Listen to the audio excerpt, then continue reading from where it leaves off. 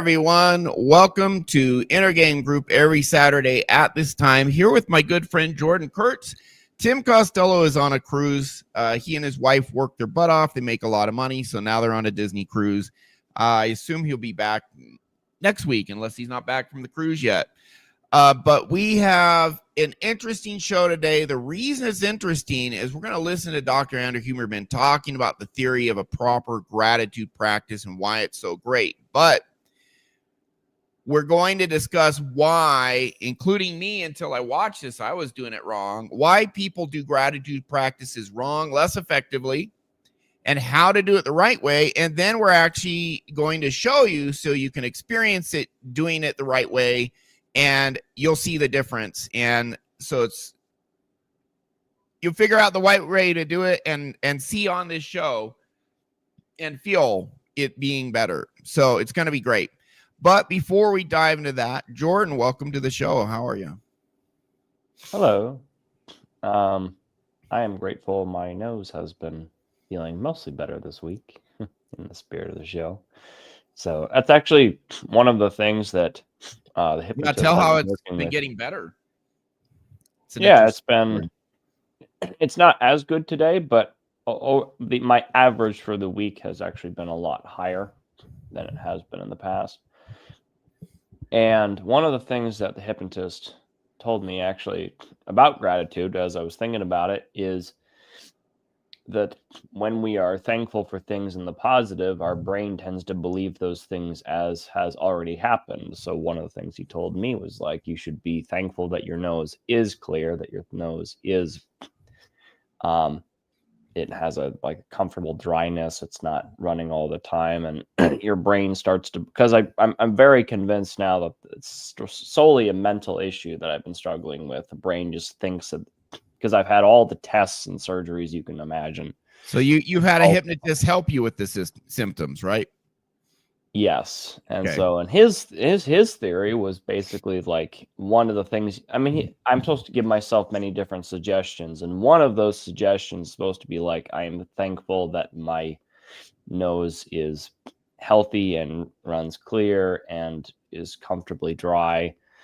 And kind of the idea with that is that you have to start convincing the brain that that's actually how your nose is supposed to be, like giving yourself new suggestions. The idea is you're trying to rewire those circuits in your head. So that's how this week has actually, for me, has related to the topic at hand today. So I'm excited to talk about it. Okay. And you were just telling me before we got on the show, that seems to be the only thing that's helped your chronic runny nose. Is that right? Yeah. Isn't it kind of interesting that you can just close your eyes for 30 minutes and focus really hard and feel better? That's all we know. I mean, we often say like there is no magic pill, but hypnosis is pretty damn close. And so that's one of the reasons I got into doing this is because, I mean, I wasn't doing, it wasn't specifically for my nose, but I think, they have a term called hypnosis fever that once people start learning some of these techniques and methods, you just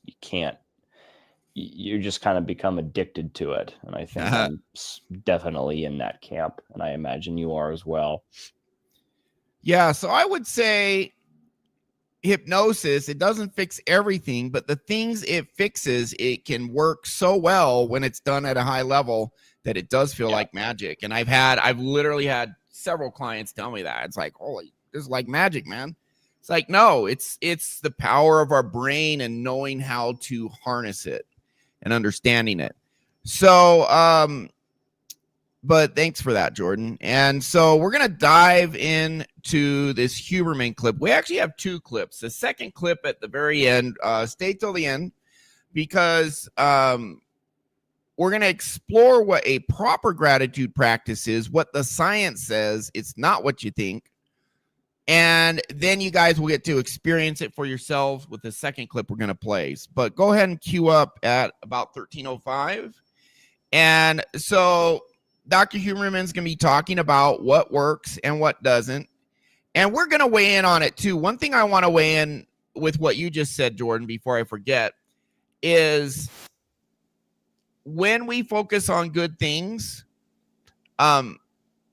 it's so ridiculously simple, but this is absolutely how our brain works. Our brain wants more of things that feels good. So if you get into a practice where you feel good about certain things, you will actually, your subconscious is going to want more and then start working to bring it into your life. But emotion is the key. If you think about it, you're not feeling anything, it's not going to have an effect on you. And we're going to talk about emotion having an effect on you with this gratitude practice after Dr. Huberman goes into it. But our brain really wants to avoid pain, but also wants to pursue pleasure. So if you feel bad about what little you have, your brain's going to attach not feeling good about what you have. And that's why you're stuck in poverty mindset.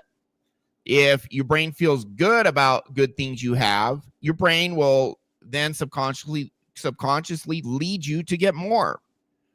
And oftentimes, you don't even realize you just harness your brain to get it to work for you and bring you more abundance. And we have noticed that. I started doing this stuff. My income went up 2.5 times in like 2-3 years, and eventually quadrupled. And it's just because I got a lot more good feelings. And honestly, I got a lot more gratitude in me. So we'll play this clip and we'll just start diving in. Unless you have anything to say about this before we dive in. Anything, Jordan, or just want? Oh, no, I'm good. Okay, rock and roll. Let's do it. An experience is actually good for you or not, your brain knows. So what does an effective gratitude practice look like? Well, let's examine what an ineffective, what a poor gratitude practice looks like, because therein lies some really important information, including the fact that I think millions of other people out there are doing it wrong. Most gratitude practices that you see online and that people talk about in various talks and so forth involve something like writing down or reciting or thinking about 5 or 10 or 3 or 20 things that you're especially grateful for. And then really trying to feel into some of those, really try and think deeply about the emotions, the sensations, the perceptions that are associated with those particular people, places, and things on your list. Most studies actually point to the fact that that style of gratitude practice is not particularly effective in shifting your neural circuitry, your neural chemistry, or your somatic circuitry, the circuits in your body, because you literally have organs and neural circuits that are connected, the circuits of your brain and body, toward enhanced activation of prefrontal cortex, enhanced activation of these pro-social neural networks that we were talking about earlier.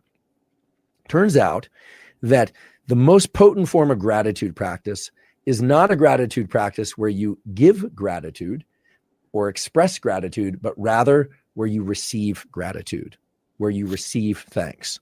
And this, to me, was very surprising. There are a number of studies about this now. One in particular that I think is interesting is called prefrontal activation while listening to a letter of gratitude read aloud by a coworker face-to-face, a NIRS study, NIRS. I'll explain what all this means. You now know what the prefrontal activation part is. This is activation of the prefrontal cortex.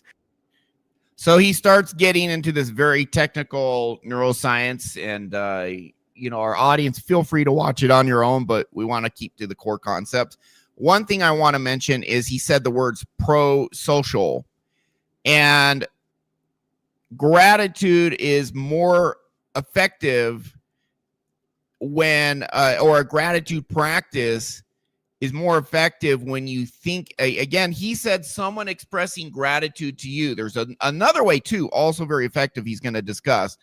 But when that social dynamic of two people, one giving and the other expressing, and then you combine it with recalling a story or a memory, that's what really makes this, what really energizes the practice.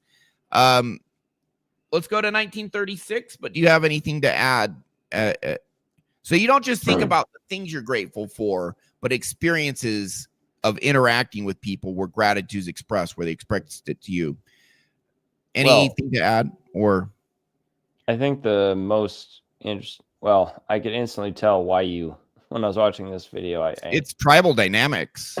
I could tell why you chose it, because he starts talking about, you're only using like the logical part of your brain to kind of think about it, and you actually have to use that more emotional part of your brain to get the benefits. I'm like, oh, well, that kind of aligns with very closely with what we do, which is this idea that in order to actually experience some sort of neural change in the brain, you have to get emotions activated as well. So I immediately knew where he was going with that. I'm like, okay, that makes a lot of sense. Well, and we are all about emotional activation. We always, when we're fixing subconscious trauma, we're always triggering in hypnosis the bad feelings. And if we can't trigger it, we can't get people better.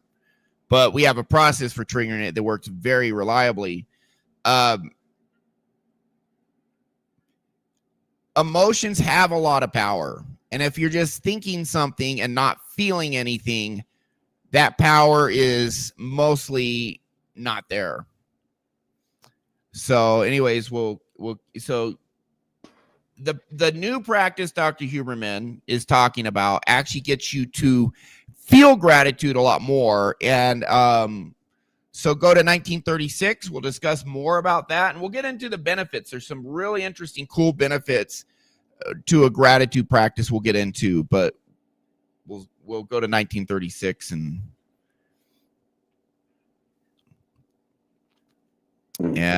go ahead and just when you're ready. So let's just take a moment and start to think about how we are going to build out the ultimate gratitude practice, meaning the most effective gratitude practice for us to do because of all the many positive effects that an effective gratitude practice can have if it's the proper one. It's very clear that receiving gratitude is powerful, but it's also very clear that waiting around to receive that gratitude is an impractical approach. What we know for sure is that there has to be a real experience of somebody else's experience, and that the best way to do that is story. So in thinking about how to build out an effective gratitude practice, it's very worthwhile, I believe, to find someone's narrative that's powerful for you.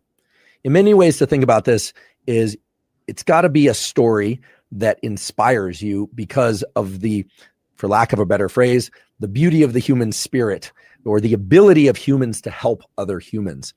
And I find this remarkable because what this really means is that the circuits for gratitude are such that we can exchange gratitude. We can actually observe someone else getting help, someone else giving help. And that observation of our species doing that for one another allows us to experience the feeling of a genuine chemical and neural circuit activation lift, if you will. Very, very different than simply writing out the things that you're thankful for, right? And so right there. How would you do this? So let's go ahead and show our audience this example. So we're going to watch like a 3.5 minute clip, and it's in a class. This lady is asking these, I don't know, 6-year-old kids to, write down what they're thankful for. And so there's going to be two parts to this. You're going to see the kids sharing what they're grateful for. They're going to draw it out. And then they say, oh, I'm grateful for this. And they show their picture. And then there's going to be a second part where it actually tells a story about gratitude between two people. And pay attention to how you feel. Which part do you feel more emotion towards? And this literally will illustrate the point that Dr. Huberman just said. And you can start right at the 1 minute mark, Jordan. And pay attention to how you feel and where you feel it. This is really interesting. And just whenever you're ready. Wonderful class. Now, who would like to come up first and share what you're grateful for? Me. Yes, Sarah, come on up. I'm thankful for trees because they give me oxygen. That's wonderful, Sarah. Thank you so much. Who would like to go next? I'll go. Jason, come on up. I told my parents because without them I wouldn't even be here. And also they help me with my homework, and I love them. Chocolate. I'm grateful for chocolate. Okay, Rebecca. Thank you. Simon, why don't you come up and share with the class what you're grateful for? Come on up, Simon. I'll be right up here with you.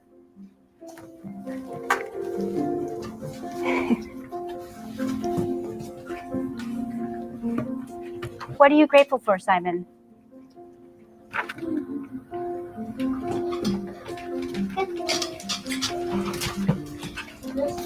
How would you like to play a game with your classmates to see who can guess whose hand you drew? Would you like that? All right, class. Can anyone guess whose hand Simon drew? I think it's the hand of a policeman because they protect us and keep us safe. I think it's Simon's hand because he's grateful to have a hand. Is it the hand of God? It's your hand, Miss Sanders.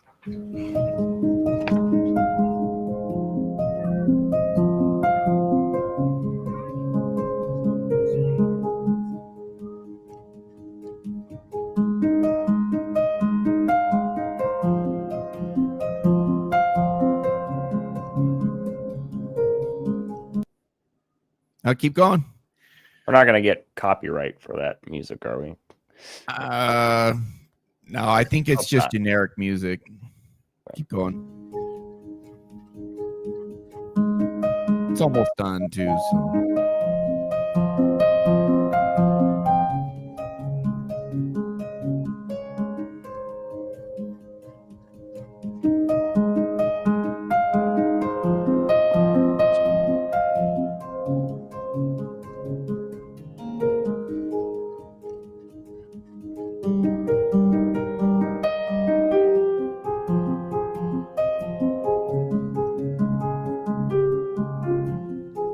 All right, you can stop right there. So for our audience, when they're just getting up, I'm grateful for this, I'm grateful for that. You know, it used to be at Christmas, we'd be at dinner and we go around the table saying what we're grateful for. And we went through the motions. It was kind of like all the kids are doing it and we're like, who gives a shit? Let's keep eating, right? But Yeah. when you watch the actual story of the boy and, you know, the lady caring for the boy and him expressing his gratitude, when I saw that, I'm like, oh, this is where I'm feeling the warm fuzzies. This is where I'm feeling good. Exactly like Dr. Huberman said. Either you recall a story of where someone expressed gratitude to you. For Jordan and I, it's actually really easy. We can just watch our client testimonials, clients we help. Like I literally do that. That'll like literally put me in the best mood to, you know, I have these compilation. I just put one up with a compilation of 11 people I helped and, you know, kind of help them do better in business and sales and leadership.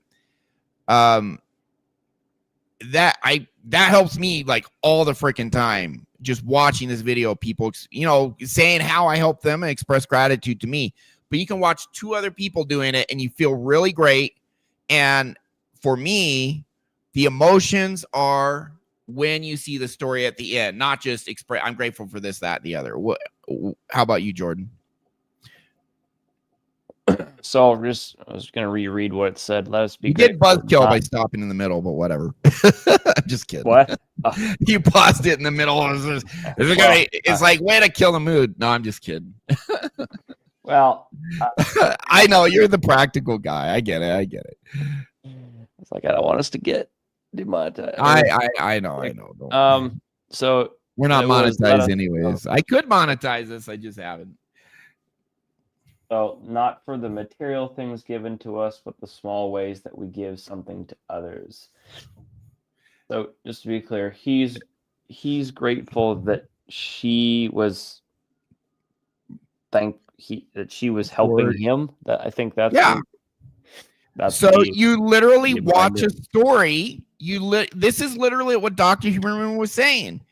Think of a story or watch a story where either someone expresses gratitude to you. You can think of it in your mind, or you can watch a story of two people and one person is grateful for the other because the other person helped them. You watch that.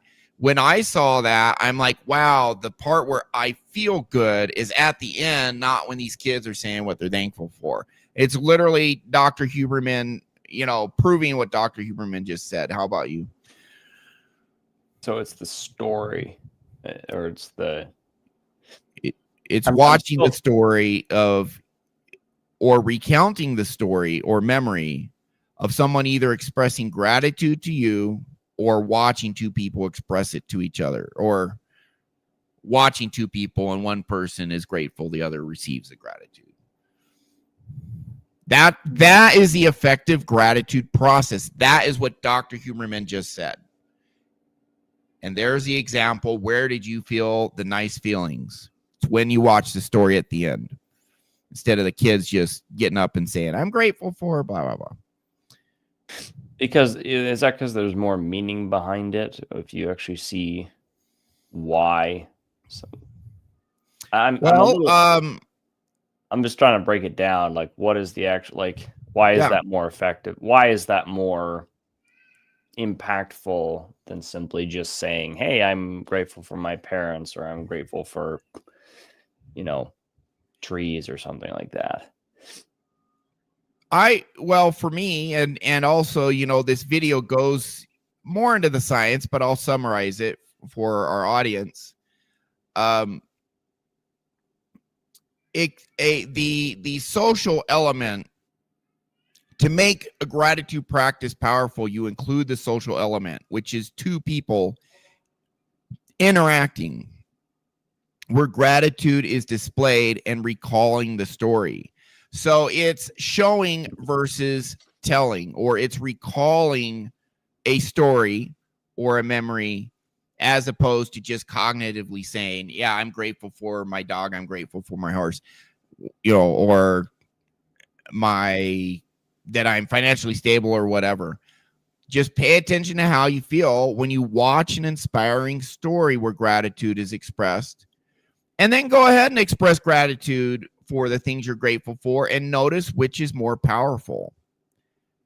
So story, but also the dynamic of two people interacting, those are the elements added that puts the emotional oomph or the emotional power into a gratitude practice.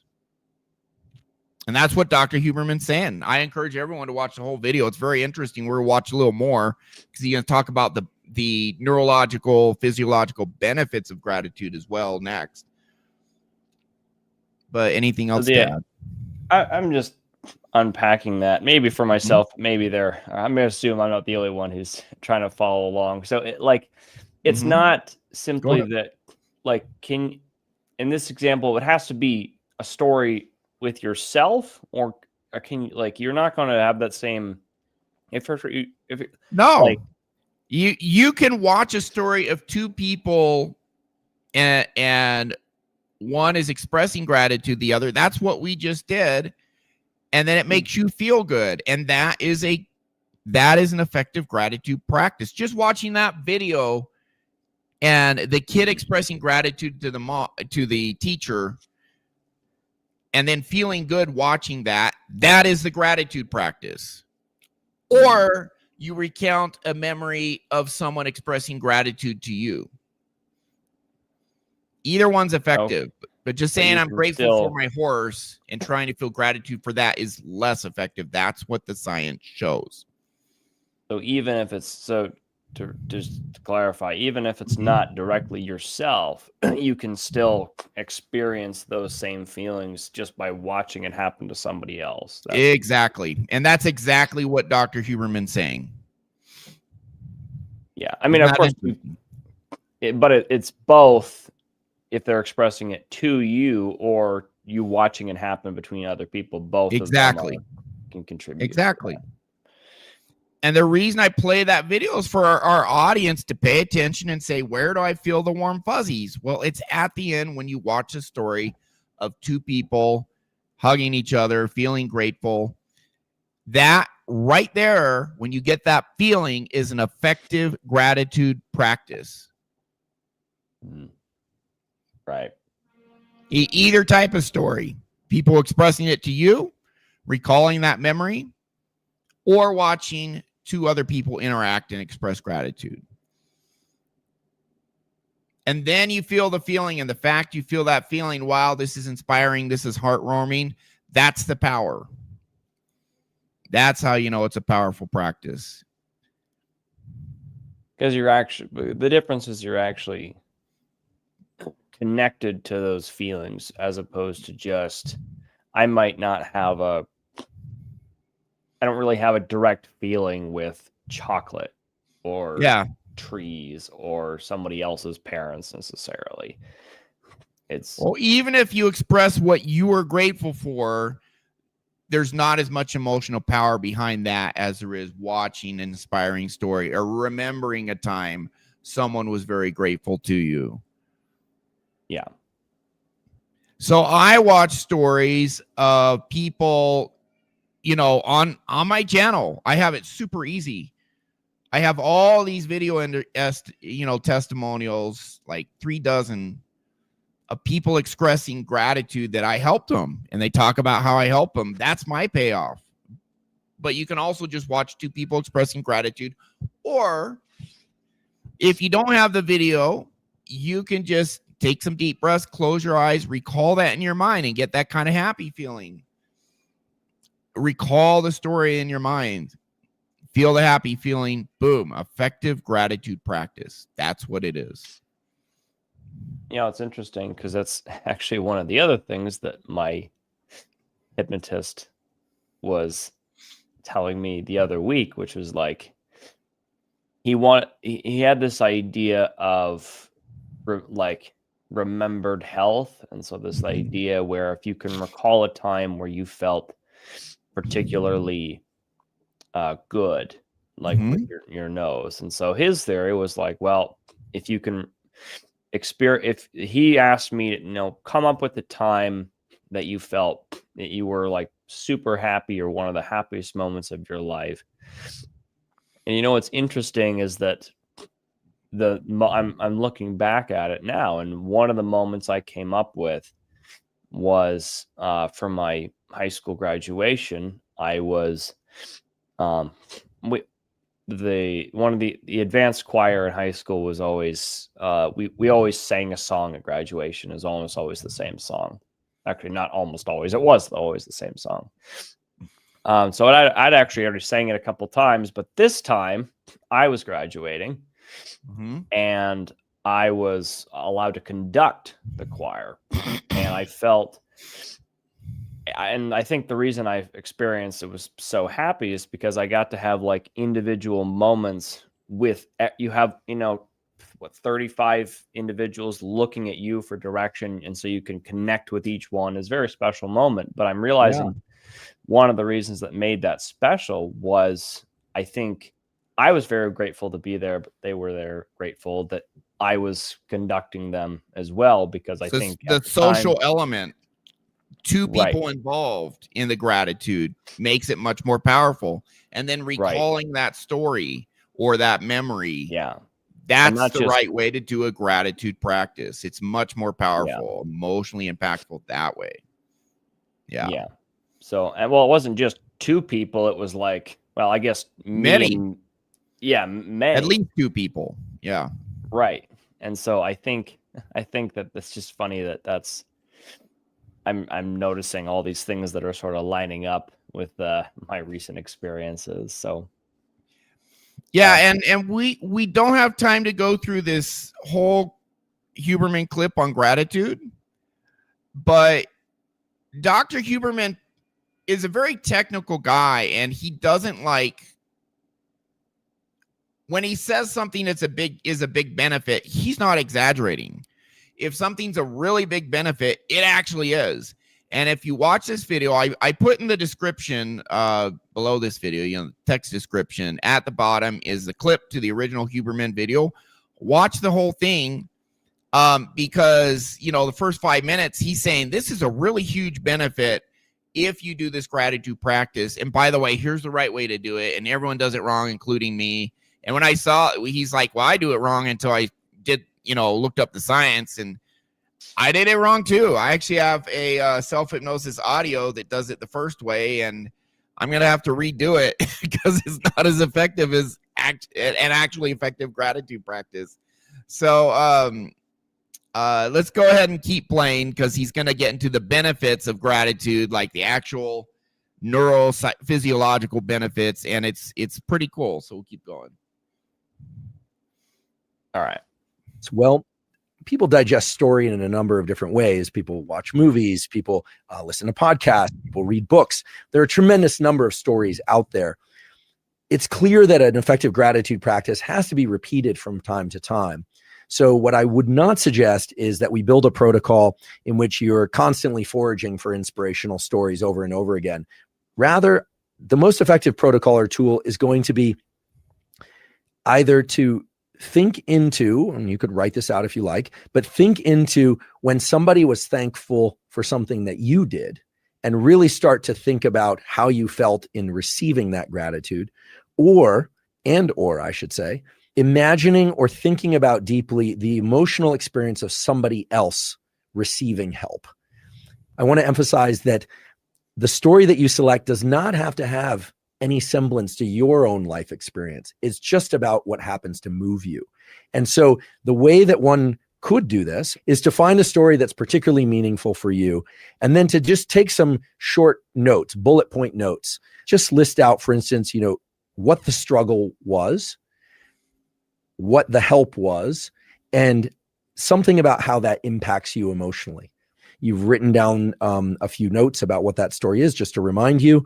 And then you read those out and you think into the richness of that experience, that receiving of gratitude. Now, this could be done literally for 1 minute or 2 minutes or 3 minutes. This is not an extensively long practice. Now, if you have an experience of receiving gratitude or a story that's very potent for you, it becomes a sort of shortcut into the gratitude network, these prosocial networks, meaning the activation of these circuits becomes almost instantaneous. And that's very different than a lot of other practices out there. Now, there's another very clear and positive effect of using this narrative or story-based approach to a gratitude practice. And that's what story does for our physiology. And what this means for your gratitude practice is that having a story that you can return to. So I just wanted to, I just lost my train of thought. He pointed out one thing that was what he pointed out is he said, you don't need to go all over the internet and constantly find all these new inspirational stories, because you can find a really powerful one and use it over and over and over. And that works. So that's what he meant there. And yeah, if you find a really inspirational story where two people are expressing, there's an expression of gratitude between two people, and you have a cute, inspirational story like the one we just saw earlier, you could watch that over and over and get and feel good about it, or just recall it in your mind and relive the story in your mind. And he gave you a framework of, okay, I'm going to write this down and make sure I hit the main points of recalling the story. We know this works because anytime someone watches a movie, movies get us emotionally involved. And what are we doing? We're watching people do stuff, almost always with each other. I mean, even in the movie Castaway, Tom Hanks still had a relationship with the volleyball, right? Right. So find a really good one, and you can and put it, and recall that memory anytime you need. You got to hit these main points that he outlined. But you can have a single inspirational story, and it's just kind of like, you go to your happy place where you recall this expression of gratitude between others or someone expressing, and remember the story, walk yourself through the story, and then you start to feel good. And that's how you know it's an effective practice, because you're going to start feeling good, even for a minute or two. Yeah. P-Dubs, welcome to the show. Our loyal listener almost every week, if not every week here, Duarte. Go ahead, Jordan. You had something. I was thinking while he was talking about this idea that you're allowed to, or one of the ideas of this technique is that you think of a time where someone was expressing gratitude towards you. And I think that some people might interpret that as selfish. And I kind of want to talk about that because like you gave the example of Thanksgiving where you're all supposed to go around, or I think you said your family did that. My family, did that too. And it would like say something you're grateful for, and you're supposed to express gratitude towards something that's not you, basically. And I think that that's kind of, that might seem, this idea that in order to have an effective gratitude practice, that you're allowed to experience or re-experience or think about things that you've done for others that they were grateful for, might seem counterintuitive to some people, because they're like, no, this specifically, this isn't supposed to be about me. This is supposed to be about other people or other thing. Like it's not supposed to be about me. And that's kind of the exact opposite of what. Yeah, it is the opposite. Right. They're wrong. We're right. Haha. But we were wrong too and Dr. Huberman was wrong until he looked up the science and the studies. Like, oh, everyone has it backwards. That is less effective expressing gratitude as a practice. It's great. Well, no, you should express gratitude, but thinking what you're grateful for is less effective. Remembering people being grateful to you, or recalling a story where someone was grateful to another person and kind of reliving that in your mind, recalling that in your mind. One of those two, that's effective, and you will literally feel the difference when you do it the right way. And if you need additional convincing, it's like counterintuitive, but it's true. Yeah, and you can, because when you're thinking about this experience where, or like Ryan said, him and I both have many video case studies or testimonials from clients talking about the massive changes that they've made in their lives. There's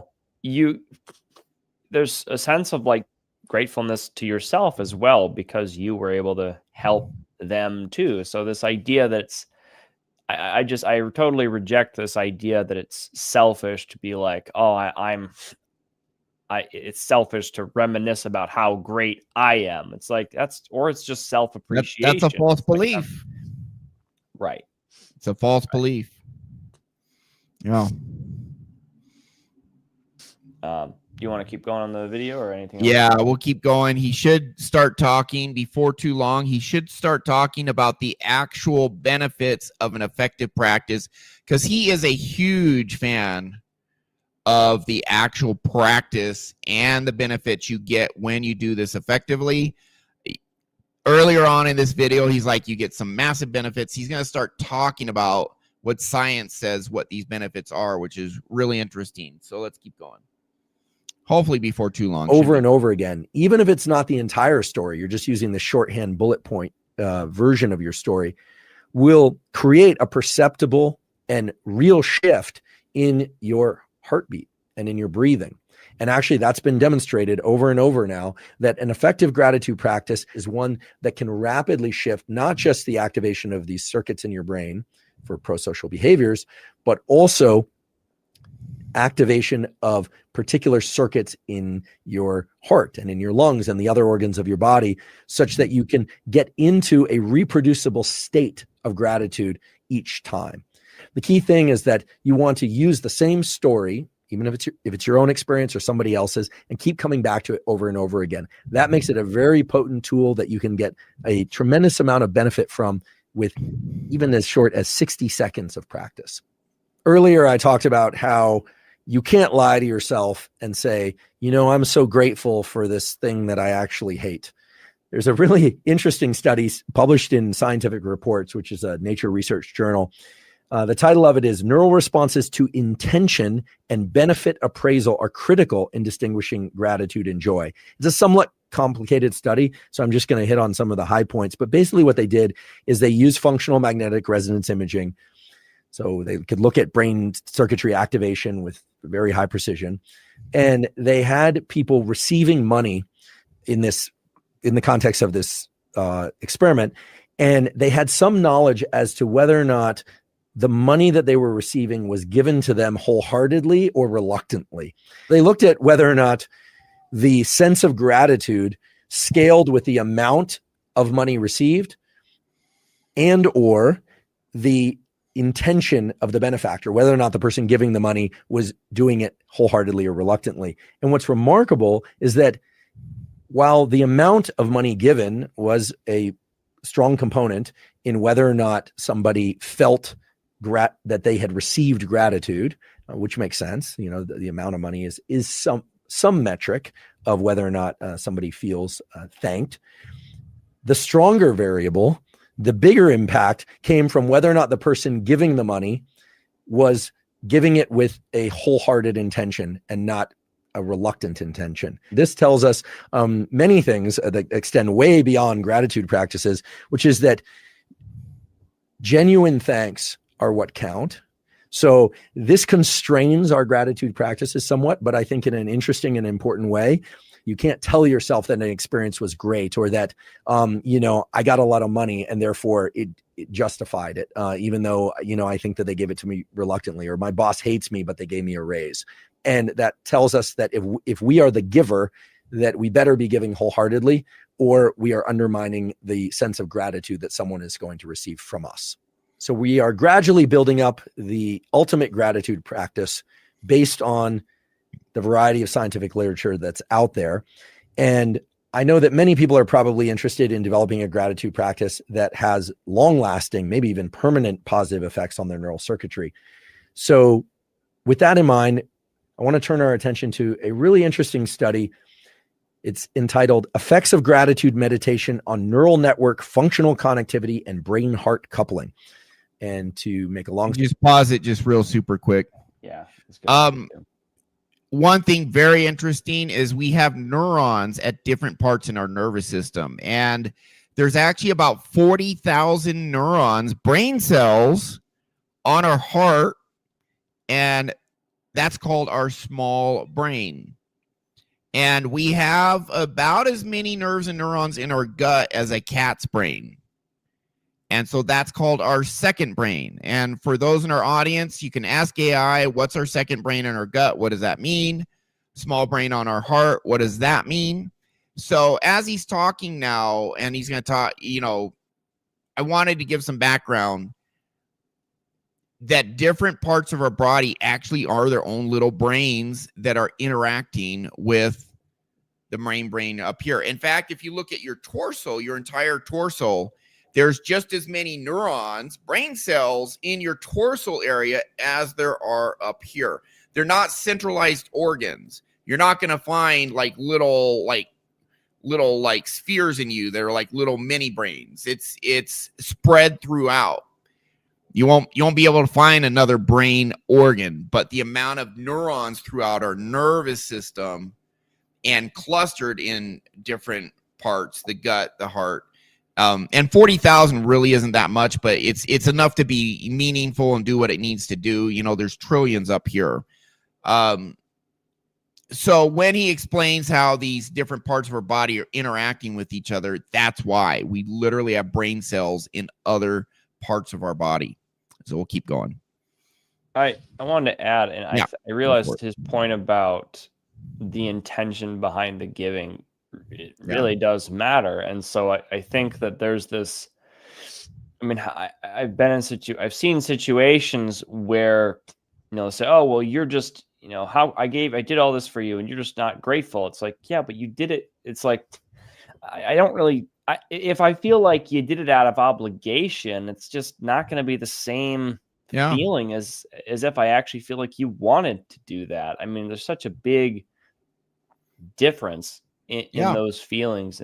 It's a lot, and it's like I don't really want people in my life who feel like they have to be there. I feel like that's like the lowest form of like a relationship, where it's like this obligation. We have to do this because we're family, or we have to do this because, I don't know, we're married, or we have, like, it just seems such a unfortunate way of being, you know?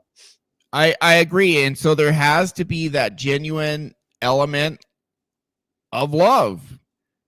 I'm doing this because I am demonstrating love to this person in action, right? Not forcefully, but because I want to benefit or help this other person. That's what love is, right?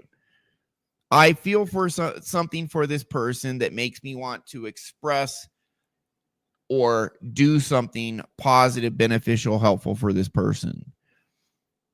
And so when there's love present, then the gratitude is the bond between two people, and the gratitude expressed is massively more powerful.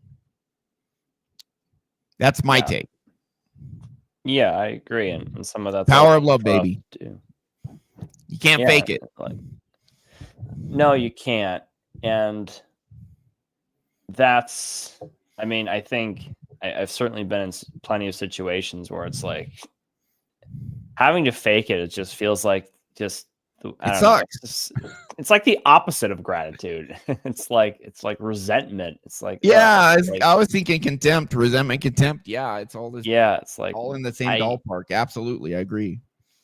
And you know, because I was thinking, it's like,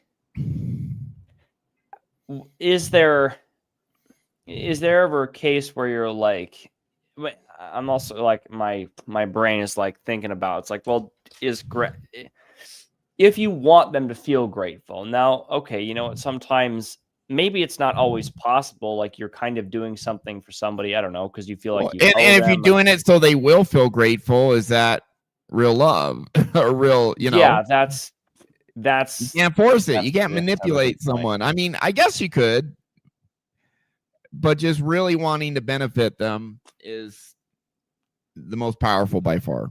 Almost counts. Like, yeah, without, I don't know, like without intent, like if you're trying to get somebody to be grateful for you versus having to just doing it because you care about them and want them, because the gratefulness is almost like a validation that you did something good for them. Like if you're chasing, look, I'm going to do all this so that they think that I'm great and like they're grateful for me. You see what I mean? It's like you're not even doing it to help them. It's like, I want to get some validation because look at me, I'm so great. It's almost like this, it's borderline like narcissistic kind of relationship where it's not a genuine exchange. It's, I'm trying to get something specific. I mean, it becomes almost more about you than the other person. Yeah, I couldn't agree with you more.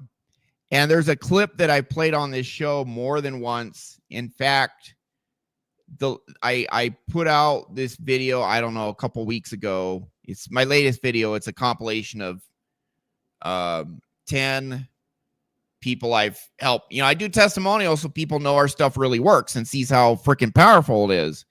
And the latest one I just put out at the beginning, there's a couple clips from this Harvard-trained psychiatrist. He trained as a monk for 7 years, went to Harvard, became a psychiatrist. Dr. K, Healthy Gamer GG is his YouTube channel, great channel.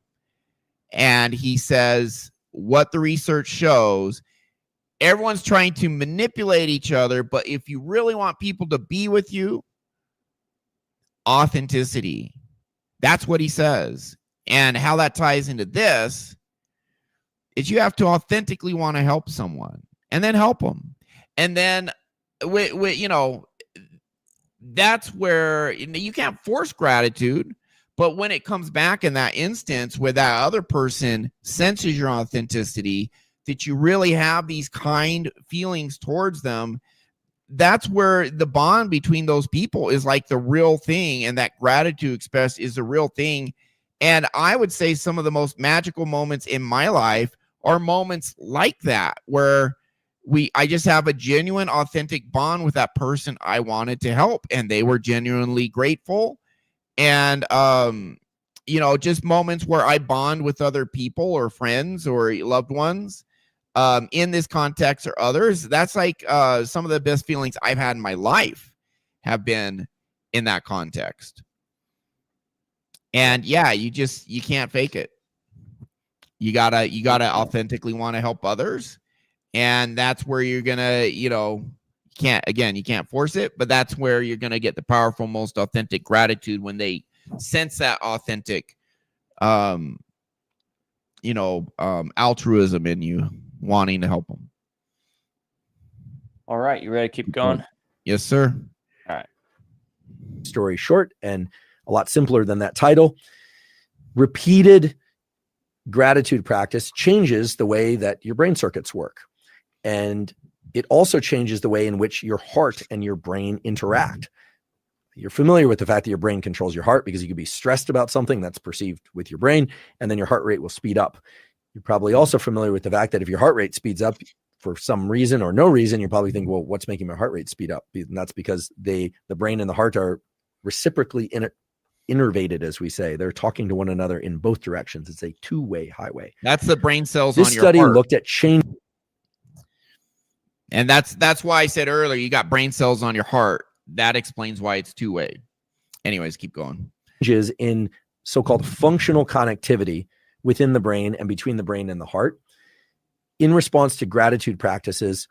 To make a long story short, what they found is that a repeated gratitude practice could change the resting state functional connectivity in emotion and motivation-related brain regions. If I haven't mentioned a strong enough incentive for doing a regular gratitude practice until now, this is definitely the one to pay attention to, because what they found was a regular gratitude practice could shift the functional connectivity of emotion pathways in ways that made anxiety and fear circuits less likely to be active, and circuits for feelings of well-being, but also motivation, to be much more active.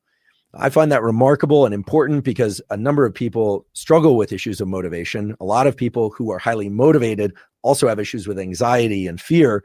And so this study really points to the fact that it's a twofer. If you have a good gratitude practice and you repeat it regularly, you reduce the fear anxiety circuits, you increase the efficacy of the positive emotion feel-good circuits, and the circuits associated with motivation and pursuit are actually enhanced as well.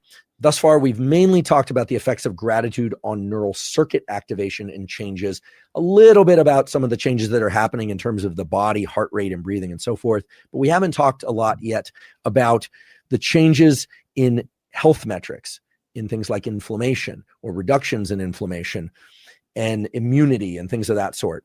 So with that in mind, I'd like to describe the results of a really interesting recent study that was published in the journal Brain Behavior and Immunity. This was published 2021. The title of the study is Exploring Neural Mechanisms of the Health Benefits of Gratitude in Women, a randomized controlled trial. The first author is Hazlitt.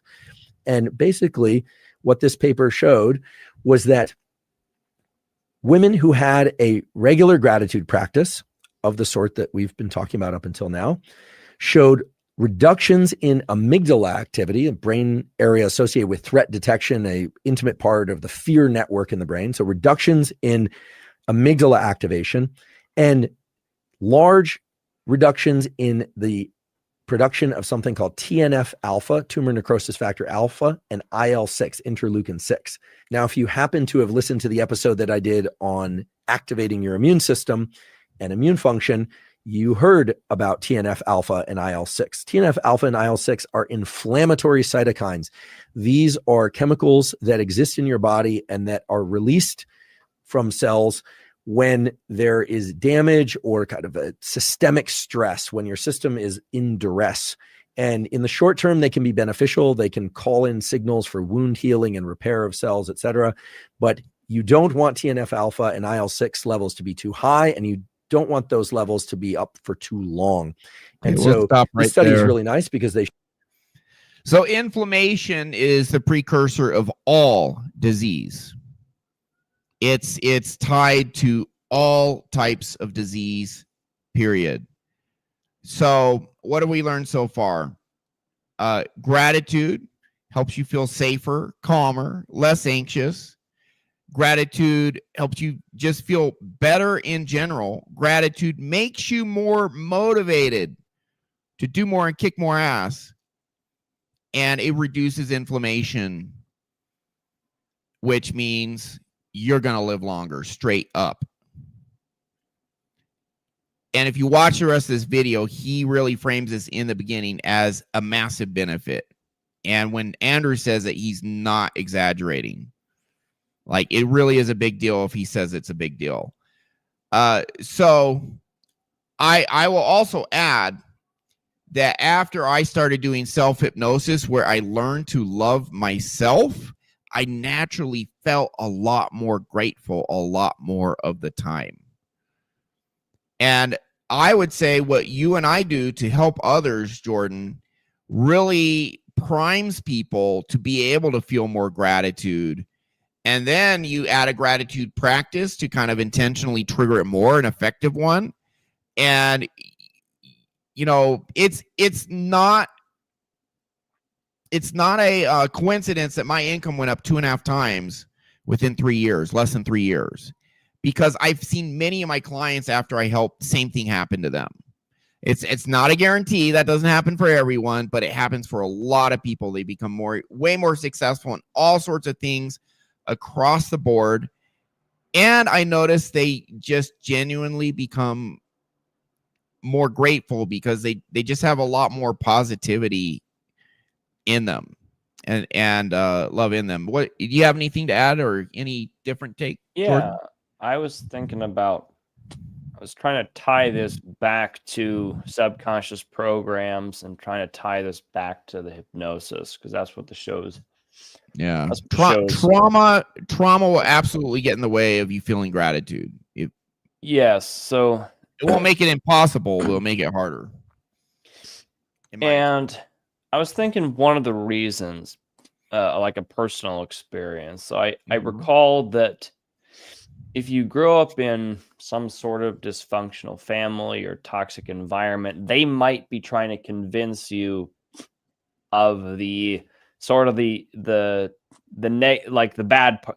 bad gratitude practices. You're so what I selfish. mean by that, of like, yeah, you know, what you should be grateful for all the work I do for you. They'll kind of weaponize this gratitude and like use and wrap it around in like you manipulate guilt. and control. Right. So why aren't you? You should be. I do all this stuff. Why aren't you grateful for this? Why aren't you grateful for like sort of? And Huberman shows that doesn't work. He already went over that science. Yeah, it doesn't work at all. But that might and that experience as a kid may still travel with you into adulthood, and you might find that, you know, we've both worked with clients who say stuff like, well, you know, that's the stuff that happened to me wasn't really that bad. I was supposed to be grateful for that stuff. Like I don't really think my problems are that big a deal because other people had it worse. They sort of discount it.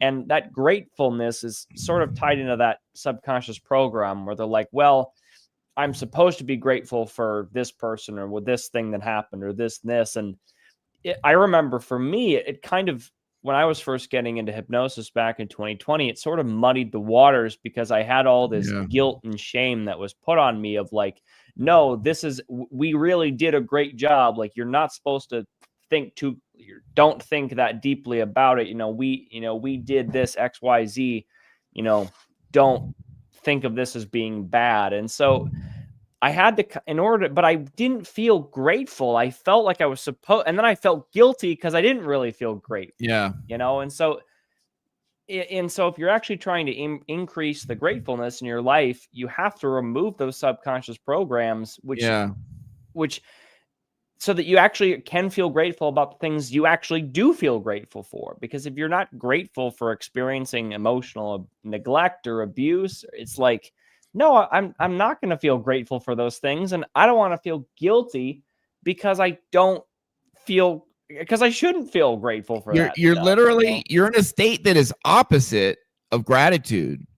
You're in a state that is causing more stress and causing more inflammation. It's like the opposite of what Huberman says. Gratitude actually reduces inflammation. And yeah, I mean, I had that too. You know, oh, you should be grateful. I do so much for you. And it's just like, it's this minute. And you know, the thing is when people do that, maybe they're trying to manipulate you. Maybe they're just in their own trauma, you know? Yeah. Or a bit of both. Yeah, but I will say two opposites I of gratitude are, number one, victim mindset, and that's you know, look what others have done to me. That's victim mindset, and everyone owes me because all these you know, this person is racist and they've oppressed me and blah blah blah. And then poverty mindset. Look how little I have. So one is your relationship to others. They're oppressing me. I'm a victim. I'm powerless. The other is, look how little I have, and I'm not grateful for any that I do have. And that literally arouses stress, releases cortisol. And one of our earliest podcasts, Inner Game Group, we there was a scientist talking about how they have this, I think this ACEs score, where they measure trauma and they look, it's either 11 or 17 dimensions, and people who had at least 6, their lifespan was almost 20 years shorter because they're all this trauma is causing all this stress, all this inflammation. It causes disease, and people die literally 20 years younger when they have a ton of trauma, a ton of victim mindset, a ton of you know, poverty mindset, and all this other, you know, psychological factors. So that trauma,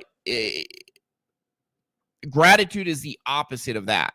So you clear all that stuff out, and then unconditional self-love, and then gratitude. And I experienced a lot of gratitude after I remember I went into this apartment, which was actually a little run down. I moved to Texas, went into this apartment, and I was like grateful. I was like, man, look, I got running water. I was literally thinking this. I flip a switch and the light comes on, high-speed internet, and I counted. It was like 17 awesome things we didn't have 200 years ago. I got a refrigerator, I got granite countertops, and yeah, the place was actually a little run down. It was an okay place. It wasn't that bad. But and I was just naturally feeling gratitude. Well, this was after I had done just some major healing. And the gratitude just kind of naturally followed. Like, you go through life with a different lens, and you're just seeing the beauty of nature and all this stuff. So get your foundation straight, and then add this gratitude practice on top. Extremely powerful. Extremely. And I've seen people 10x their income, 3x, 2x. I've experienced it. You know, that's just one dimension. You know, the relationships we have, you know, the friends we have tend to get way better when you're out of this, you know, victim poverty mindset, trauma mindset, and you're into this higher level gratitude feeling. It really, get to this point and then have this practice to keep yourself in that state. Self-hypnosis audio is very good, and your entire life experience is transformed. Yeah. I think, because I was also pondering this idea of like, why do people feel like it's, I'm still thinking about this idea of why do people think it's selfish to reflect on times where people were grateful for you. I think maybe, I think it's just what society's taught, but what do you think? Yeah. And I think maybe there's this element of like, well, I don't want to become Prideful. Arrogant. You know, if I'm never like, if I can understand the point of like, well, look, shouldn't I be grateful for things like I had food on the table, I had shelter, I had some form of security in my life. And it's like, I understand, like, my parents were also big on, anytime anybody would do anything for us, say thank you, say thank you. And I think that there's certainly, I think that some of that's probably good, because you don't want to appear like you're ungrateful for everything, because then nobody wants to do anything for you. Yeah, and how hard is it to say thank you? I mean, come on, Right. And but I think it's this, I'm kind of trying to find the balance between, like, yeah, you don't want to, it's like, I think people are more likely to, like, I don't think you want to do something for someone that's just going to take you for granted necessarily. Yeah. If you're going to give me help with an issue I'm struggling with, or I'm going to help you with a certain thing on business, if I don't feel like you're actually appreciative, I feel like there's also going to be this element of, like, well, then why am I doing this? It's like, so I think, but you can't do it necessarily for that, but without it, you're probably not going to do it to begin with. You know what I'm saying? Yeah. Do you have any comments on that? I would just round up by, saying you can't force, certain things you can't force. I think if people are making you feel guilty about not being grateful, that's absolutely in wrong town. I think getting your subconscious core identity, what we do, greatly enhances your natural tendency to be more grateful and to feel it more, and then add an intentional practice of gratitude, like Dr. Huberman said, a couple minutes a day. That's all you need. What happens? Well, anxiety, he says, less anxiety. Anxiety is tied to procrastination and self-sabotage. And he says more motivated. So getting to this state where you're not just going through the emotions and saying, I should feel grateful for this, and I'm going to think about this and feel grateful. We're giving you a real practice that will actually make you feel it every day. Feel the gratitude in a much more powerful way. And it literally puts you into a healthier, more abundant, more productive, happier, calmer state of being. And you just literally going to kick more ass in life. And so it's a really important element of living just a great life. And here's the way to do it. By the way, we have this banner at the bottom. We have a free basic, and probably in a few months, I'm going to take it down. So get it while you can. School community, free self-hypnosis course to understand your subconscious and actually start to replace bad subconscious programs that maybe keep you more in victim mindset, poverty mindset, or resentful or angry, or these other things that block gratitude. Get rid of those and then naturally feel more gratitude, and then add an intentional practice on top of that. And if you want the biggest, strongest results, book a session. Our contact information is below. I talk for 30 minutes free. I think you do 15 or 30, or what do you do? Like one-on-one initial? Well, lately with my current avatar I'm helping, we're trying to get them sorted in under 10 minutes to prepare for sessions. But I'll do 30, you do 10. Yeah. Well, 10, and then if we need to go longer, we'll go longer. But I know people are busy, so I try and I frame it as 10 with the option. You're an efficiency guy. Yeah. Mm-hmm. Your efficiency, but at the same time, if they need to talk more after 10, you're not going to say, time's up. You'll give them a little extra. No, so. I'm not setting my stopwatch. Be like, because we're here to help people. We're not here, 10 minutes now I'm going to bill by the minute. We're not like that at all. We're here to help people. And the other thing is, this isn't out actually, is that out yet? I've actually created a screening form so that before you come talk to me, you can fill out a bunch of questions, and that'll actually help us be a little more efficient on the call, because I'm trying to sell to founders who run businesses. So I know that your time is valuable. So if you fill that out beforehand, if you book a call with me, it'll direct you to I think it's actually a Microsoft form. I was fancier. I didn't use Google this time. And It'll like ask you some pretty basic questions like, when do you feel this? How strongly do you feel it? When is like those types of questions. It's very short form overall, but it just gives me an idea of where exactly I can help you the fastest. So that's kind of where I'm at. Very good. Lately. Yeah, and our big draw is some people go to therapy for years, or they come to us and do 1, 2, 3 sessions and get the same benefit in 3 sessions. Actually get bigger benefit, to be honest. Deeper, quicker, accelerated benefit instead of having to like talk to someone on a couch every week for years. So we're all about efficiency and deep, real fast results, and the science is there. We had our show on memory reconsolidation. So I'm almost done editing it. I'm going to be dropping a video probably tomorrow on imposter syndrome.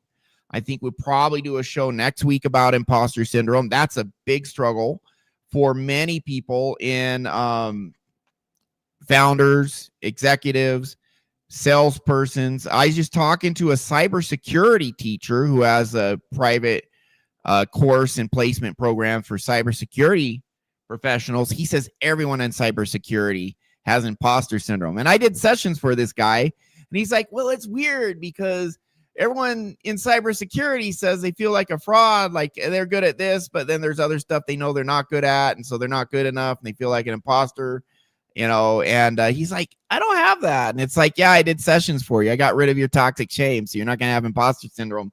So you're going to help founders with presenting. I'm actually focusing on, I'm starting a new program to help people with imposter syndrome. So wait for that video to come out. And we may cover that next week on the show as well, because it's actually a massive problem in the business world. So many people, like a majority of people in some fields, 70% of CEOs have imposter syndrome. It's actually really rampant. Well, I've shifted slightly from presenting to like if you're a founder who sells, or if you have anxiety reaching out to leads, if you have anxiety like talking with leads on the sales call, anxiety closing, everything along the sales process. Very good. Like if you've got issues with that, people might, so that's basically what. Well, a lot of people have issues with that. I know from experience. So that's a really good service. That's all we had for today. Any closing thoughts, Jordan? No. Good topic. Yeah, gratitude's amazing. It has way bigger benefits than people realize, and the way to do it effectively is not what you guys think, but hopefully now it is what you think, because you learned the right way to do it and put it in your life, and it's going to help in several ways, quite a bit. You can do it. You can do it because you get the knowledge, you implement the knowledge, and all of a sudden you realize, wow, I really do have more power than I know. And that's our show. Thanks for watching, everyone. We'll see you next week.